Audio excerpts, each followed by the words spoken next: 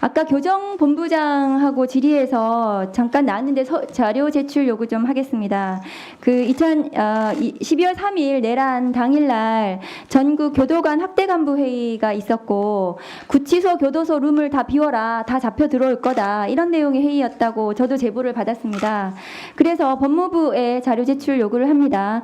당일 계엄 관련, 그러니까 당일이면 12월 4일 자정까지 포함한 날짜이겠죠. 계엄 관련 계획을 세우고 대응회의를 한 일체 자료를 요청을 합니다. 교정 당국이 전국 교도관 학대 회의를 아마 영상으로 했다면 그 영상 자료하고 회의록이나 회의 참석자 그런 부분들에 대한 자료 일체를 제출해 주시기를 바랍니다. 네, 질의하겠습니다. 우선 지금 각 수사기관이 너무 서로 윤석열 내란 수계를 잡겠다고 수사를 하고 있어서 제가 좀 당황스럽습니다. 화면 좀 올려주세요.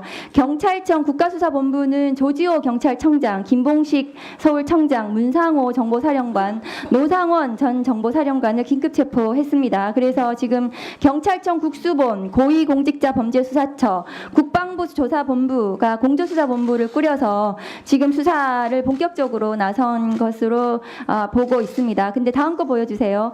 검찰 특수본이 12.3 내란 사건의 핵심 인물 김용현, 박안수 오늘 구속됐죠. 여인형, 박종근, 이진우에 대해서 지금 신속하게 구속하고 수사를 하고 있지만 이 수사권에 대해서는 지금 오늘 법원 행정처장님께서도 말씀하셨다시피 굉장히 논란이 되고 있고 이 위법 수사에 대해서 나중에 문제가 될 수 있어서 매우 우려스러운 상황입니다.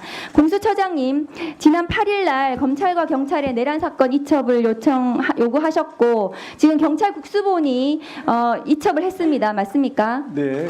근데 일부 사건 이첩 네, 일부 받았습니다. 이첩 받으셨는데 지금 검찰은 이첩 안 하겠다고 다음 거 보여주세요. 요구를 거부했는데 오늘 또 언론 보도 보니까 이첩을 검토하고 있다고 언론 보도는 나왔습니다. 그런데 공수처법 24조에 따르면 이첩 요구에 응하여야 한다고 되어 있는 거 맞습니까? 네, 맞습니다. 강행 규정이고 의무 조항입니다. 네, 검찰이 지금 이첩 안 하고 있는 것은 강행 규정 위반으로 문제가 될 수 있습니다. 12.3 기사 내란 선포 직후에 밤 11시 전후로 추정되는 시간에 여인영 방첩사령관이 정성우 방첩사 1처장에게 계엄 관련 임무를 지시했고 정우성 1처장이 4개 팀장들에게 검찰과 국정원에서 올 거다. 중요 임무는 검찰과 국정원이 할 테니 그들에게 지원만 하면 된다라고 검찰과 국정원을 언급했다는 것이 지금 언론 보도로 났고 그것이 드러났습니다. 그러면 지금 검찰은 이 사건, 내란 사건의 수사 대상이지 수사 주체가 될 수 없다고 생각합니다. 이 검찰이 이 내란 사태 당시에 어떤 식으로 이 대통령 혹은 대통령실과 공모했는지 이 계엄사령부하고 공모했는지 부분에 대해서 나중에 수사로 다 밝혀져야 된다고 생각합니다. 왜냐하면은 이것은 당연히 검찰과 뭔가 공모가 있었기 때문에 검찰이 올 거다. 대검의 포렌식 센터가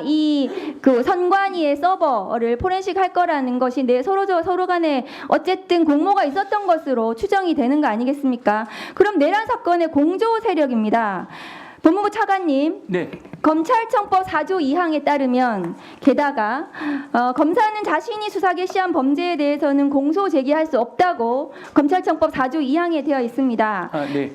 그 조정 알고 계시죠? 네, 그렇습니다. 그러면은 이 특수본에서 김용현 등등 수사하고 있는데 이거 기소를 하게 되면 특수본의 기소가 검찰청법 4조 2항 위반이 될 수 있습니다. 수사를 개시한 검사가 기소를 한 것으로 해석될 여지가 있기 때문에 그러니까 지금은 이 검찰의 수사는 수사 자체도 위법성이 있고 나중에 기소를 하더라도 검찰청법 위반 소지가 있습니다.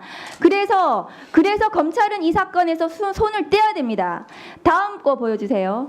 피의자 윤석열은 4년 전 법무부에서 제가 감찰할 때 감찰 조사를 저렇게 거부했습니다. 대면 감찰을 계속 거부했고 방문 조사를 하러 간 검사들을 다 돌려보내서 쫓아보냈어요. 그리고 방문 조사 요구서를 다 갑자기 대검찰청에 있는 어떤 검사가 법무부에 쫓아와가지고 던져놓고 갔어요. 원래 피의자 당시에 총장, 검찰총장, 감찰 대상자는 성실하게 감찰 조사를 받아야 합니다. 그럼에도 불구하고 감찰을 불응했고 그 감찰 불응도 비의 사실에 들어가 있습니다. 당시에 법무부 징계 당시에. 그런데 지금 내란숙의 윤석열의 공조본부 혹은 검찰의 조사 출석 요구에 대해서도 지금 불응하고 있는데요. 공수처장님, 형사소송법 200조의 1항에 따르면 피의자의 출석 요구에 불응한 경우에 체포영장을 하도록 되어 있지만 출석 요구에 불응할 우려가 있는 경우에도 체포영장을 할 수 있습니다. 그런데 오늘 공조본부가 피의자 윤석열에 대해서 출석 요구서를 어제부터 계속 갖다 주려고 했는데 거부하고 오늘은 또 반송됐다고 합니다. 맞습니까? 지금 관저에서 수치를 거부한 것으로 제3자가 나왔습니다. 받으면은 그것은 송달이 되는데 제3자도 받지 못하게 하는 것 같아요. 이것도 직권남용입니다. 직권남용이 될 수 있습니다. 그런데 어쨌든 이 출석 요구서 안 받고 뭔가 절차를 지금 지연시키고 이 절차에 지금 응하지 않고 있어요. 그러면 출석 요구에 불응할 우려가 있는 겁니다. 체포영장을 바로 치십시오. 체포영장 바로 받아서 피의자 윤석열에 대해서 체포를 해도 이것은 법적으로 형사소송법 200조의 1항에 해당된다고 저는 생각을 합니다.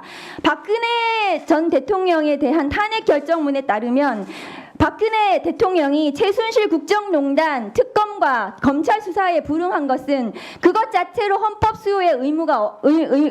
수호를 할 의지가 없다고 보여진다. 그래서 그것은 파면 사유에 해당한다고 결정문에 나와 있습니다. 당시에 대통령이 최대한 특검과 검찰 수사에 협조하겠다고 말해놓고 그것을 위반했기 때문에 이 조사에 불응한 것은 대통령이 헌법 수호 의지가 없다. 그렇기 때문에 파면할 수 있다. 이렇게 결정이 되어 있어요. 지금 피해자 윤석열이 공조본부와 검찰 수사에 불응하는 것 자체로 헌법 수호 의지가 없는 겁니다. 그 자체로 파면 사유가 될 수 있습니다. 따라서 공조본부에서 피해자 윤석열에 대해서 반드시 체포영장을 발부하셨으면 좋겠습니다.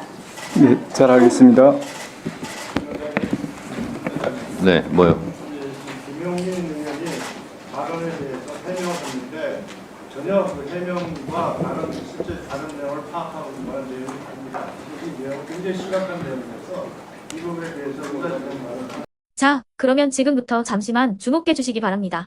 제가 구독자분들을 위해서 선물 하나를 준비했는데요. 제가 항상 여러분들께 드리는 말씀이 있습니다. 뉴스만 평소에 잘 챙겨보셔도 돈이 되고 돈을 벌 수 있다라고 말씀을 드렸는데요. 여러분들은 여기 보시는 삼성전자 뉴스를 보고 어떤 생각이 드세요? 아니면 정치인들의 뉴스, 날씨 뉴스를 보고는 어떤 생각이 드시나요? 그냥 뉴스만 보고 끝내는지 아니면 이 뉴스를 어떻게 이용할 수 있는지 이 부분을 고민하고 계시는지를 되물어보고 싶습니다. 그 이유가 뭐냐 하면 제가 지난번에 여러분들께 뭐라고 말씀을 드렸었죠? 지금은 반도체 섹터를 눈여겨보셔야 한다고 말씀드렸습니다. 그리고 나서 이런 썸네일들 뉴스를 통해서 많이 보셨을 겁니다. 반도체 내용이 이슈가 됐을 때 부자들은 어떻게 생각한다? 반도체 관련주들은 뭐가 있는지, 어떤 종목이 가장 좋은지, 어디에 투자해야 돈이 몰리는지 자연스럽게 생각한다고 제가 말씀을 드렸죠. 그 이유가 뭐냐 하면 부자들이 봤을 때는 이슈가 곧 돈으로 이어지고 그 이슈가 나에게 돈을 벌어준다는 경험적 확신이 있기 때문에 부자들은 항상 이런 사회적 이슈를 관심있게 챙겨본다고 제가 말씀을 드렸습니다. 이번에도 마찬가지인데요. 제가 지난번에 시청자분들과 함께하는 주식으로 수익 내기 이벤트를 진행했었죠. 당연히 100% 무료로 진행을 했었고요. 여기 보시면 아시겠지만 제가 지난번에도 구독이라고 보내주신 모든 시청자분들께 반도체 관련주 중에 가장 크게 급등할 딱 한 종목, 많은 종목도 아니라 한미반도체 한 종목을 여러분들께 추천드렸어요.